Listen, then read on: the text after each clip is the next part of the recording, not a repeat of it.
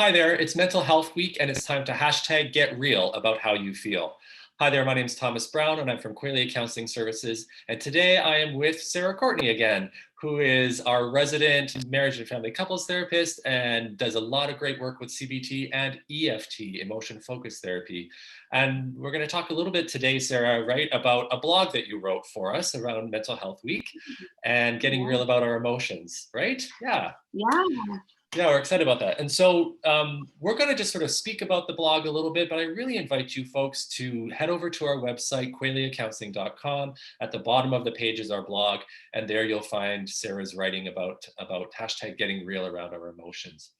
So Sarah, in the blog, obviously we talk about emotions, but you kind of start talking about the idea that we often lump our emotions into kind of either good or bad, ones we like, ones we don't like. And I'm wondering, do you have any idea, like, why do we tend to do that, do you think? What makes us lump them into good or bad like that? Yeah.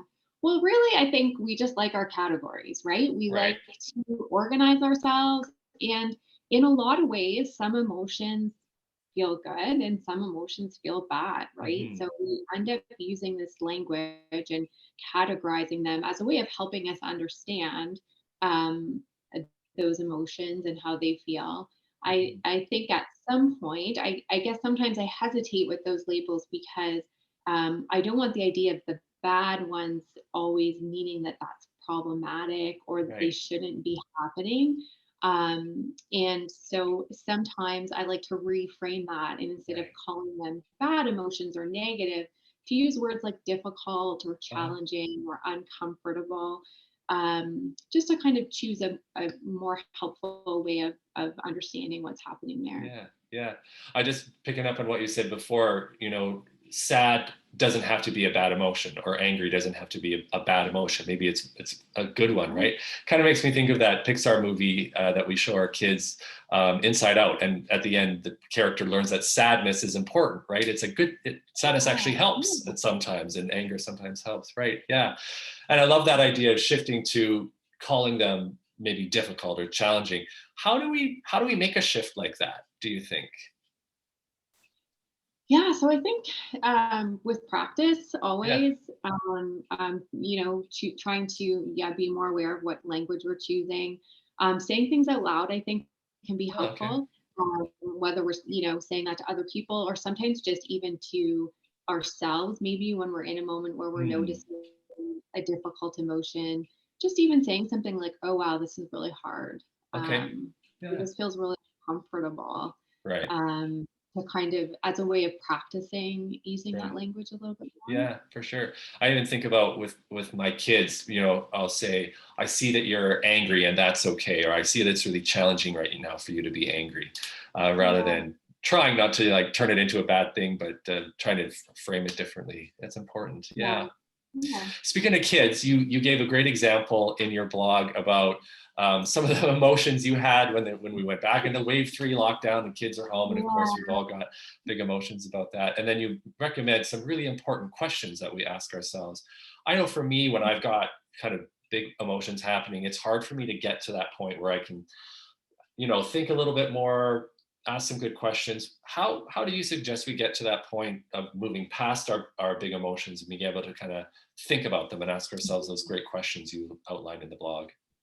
yeah, yeah. So in that situation I shared in the blog, I know for myself, I always find that I want to go into problem solving mode, or I want to Right. fix it, or I want to try to make those things go away.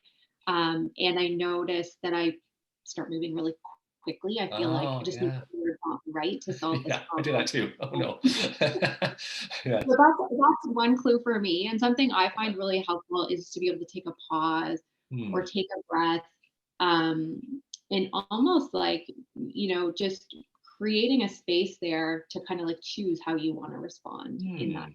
situation, is kind of a helpful way, for me to just to make that shift again, Right. right? Right. So this feels, I think in the blog I was talking about just feeling, angry or frustrated, Right. with the kids being home again, and just the added stress that adds Mhm, to the mhm. day. And that doesn't, just taking a pause on that and seeing that, and kind of again, like almost like creating a level of respect that that feeling is there, Oh, and that yeah, it might be trying to tell you something, right, right? right. And what do we want to do with it, right? Yeah. We have situations there, and how do we want to respond to it? Mhm. I think it's helpful. So just creating that bit of a pause or taking a Yeah, breath there, right. decide how you want to respond. Yeah. So I can imagine you kind of bustling around your house, or I know I said I'd do that too, bustling around. Kind of we notice ourselves doing that and then actually stopping. Maybe that's what, and then, Yeah. okay, I'm not going to wipe the counter anymore. Take a pause, maybe take a breath. Mhm.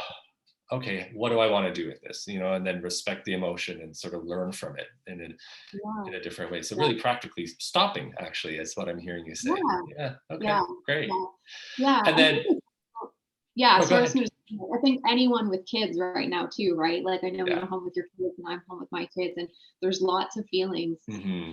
happening every day Always. when we're Yeah. home. Yeah. And so I think just practicing in those situations too, like you said, when you see one of your kids is getting angry or I know my 7-year-old came to me the other day just saying, like, I just feel so sad, mommy. And I Oh, was like, I know, like it's a yeah. sad time, right? And Yeah. so Yeah. even noticing that tendency, I think as parents, we want to swoop in and fix things for our kids Right. sometimes too, right? Like Yeah.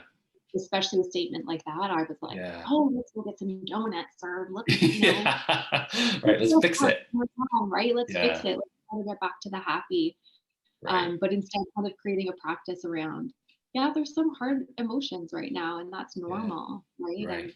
And we need to take good care of those. Yeah. Well, that's great. And I love that that's right in line with the mental health week's theme of naming it, not numbing it. So just, your little one naming that emotion and us just sort of sitting with it.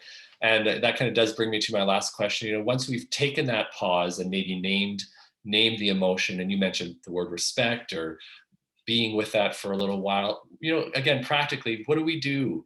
What did you do with your little one, or what would you do for yourself? So we've Mhm. paused, we're seeing these things, asked ourselves these questions, then what? Yeah, yeah. I find it helpful to think about it almost like treating yourself in those moments. Like I think about it like if that feels a bit like emotional pain, Okay. comparing that a little bit to maybe physical pain or physical unwellness. Mhm. How do I treat myself when I have a physical illness or I'm feeling Ah, physically unwell? And can I borrow some of those things to help us when we're feeling right. like emotionally unwell, right? Yeah, great. Or mentally unwell. And so doing things like, I don't know, the same things you would do, right? Maybe Right. like put on your favorite hoodie or make yourself a cup of Sure. tea. Um, with the little ones, that's a lot of hugs Yeah. Yeah. um, and that kind of thing. So I think Yeah. just using good self care, taking Yeah. really good care during those times is so important. Yeah. I love that. I love that. And it's so important, right? We would take it easy and cuddle up if we had a bad cold or the flu or something like that. Same thing if we're feeling sad or angry, and that, we can treat ourselves. That's great. Okay. Thank you so much, Sarah, for taking this time today. Yeah. Again, Sarah's written a lot more on our blog. There's a great poem there. Not that she wrote it, but a good poem that she added there, which is really lovely. So I really invite you all to head over there to qualiacounseling.com. At the bottom of the page is our blog. Thanks a lot, Sarah. I hope you have a great day, and I hope you take care of yourself and all your Yeah. emotions. You too. All Thanks, right. Tom. Talk to you later. Bye. Bye.